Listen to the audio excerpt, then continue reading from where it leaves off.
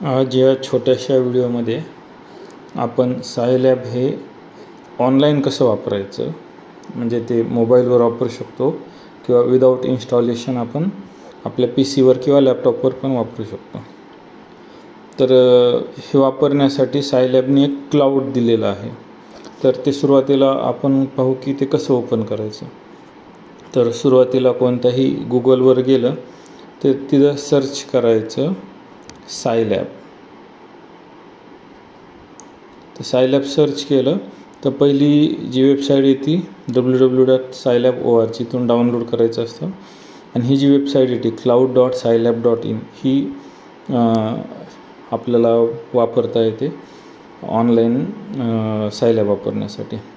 तर सायलॅबचं जर क्लाउड असं ओपन केलं तर तुम्हाला असा इंटरफेस दिसेल.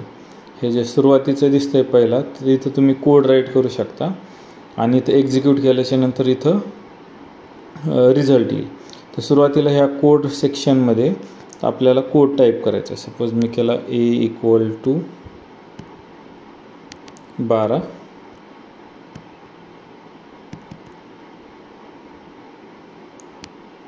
B=56 आणि C=A+B.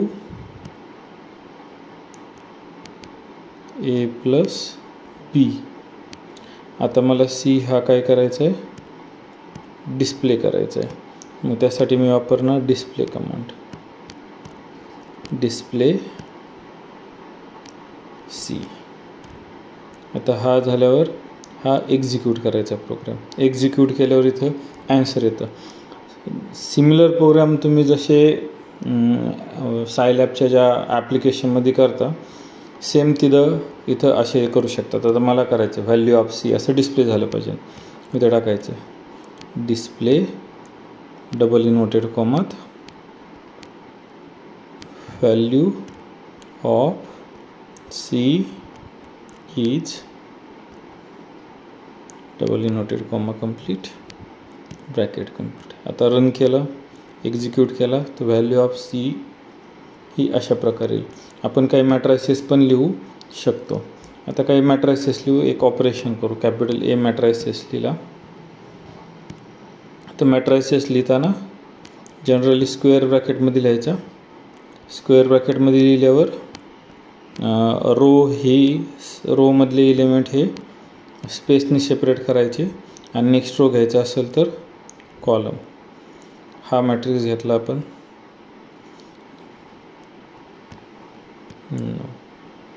ठीक आहे, हा मॅट्रिक्स घेतला.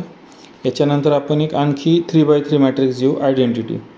मग मी त्याला नाव देतो कॅपिटल I = तर आयडेंटिटी मॅट्रिक्स कसा लिहायचा, EYE ब्रॅकेटमध्ये त्याची साईज. हा झाला EYE मॅट्रिक्स. आपल्याला काय करायचे, A+I फाइंड आउट करायचं आहे.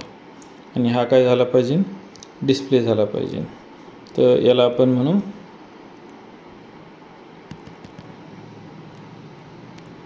डिस्प्ले इन्व्हर्टेड कॉमात A+I इन्व्हर्टेड कॉमा कंप्लीट. आता डिस्प्ले A+I करू.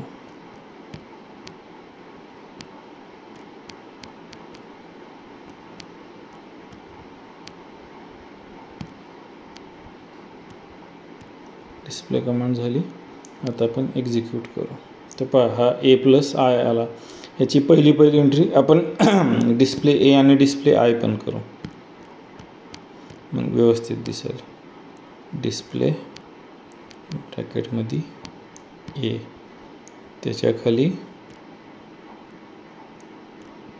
Display ब्रॅकेटमध्ये I.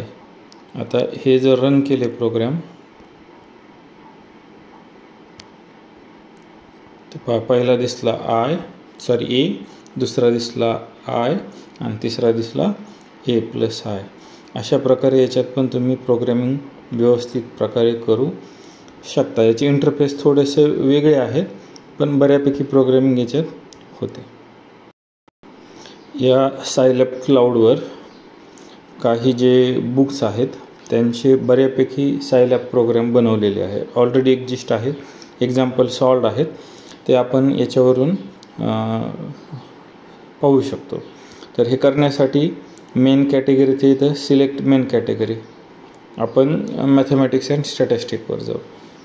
ह्याच्यानंतर सब कॅटेगरीत आपल्याला बऱ्यापैकी बुक्स दिसतात, तर आपण डिस्क्रीट मॅथमॅटिक्समध्ये जाऊ. डिस्क्रीट मॅथमॅटिक्समध्ये आपल्याला 2 बुक दिसत आहेत, त्यांचे इथं सोल्युशन आहे. आपण हे शॉर्म सिरीजचं त्याच्यावर जाऊ. त्याच्यात पण चॅप्टर निवडायचे, तर याच्यात आपण चॅप्टर साधारण निवडू व्हेक्टर अँड मॅट्रायसिस. त्याच्यात एक्झाम्पल आहेत, तर कोणते कोणते एक्झाम्पल आहेत ते इथे दिसतात. मग मी सपोज केलं इन्व्हर्स ऑफ मॅट्रिक्स, तर त्याच्यात हे एक्झाम्पल आहे. तर ही इथं ऑलरेडी ते सॉल्व केलेलं आहे, ते आपल्याला फक्त काय करायचं आहे, एक्झिक्यूट करायचं.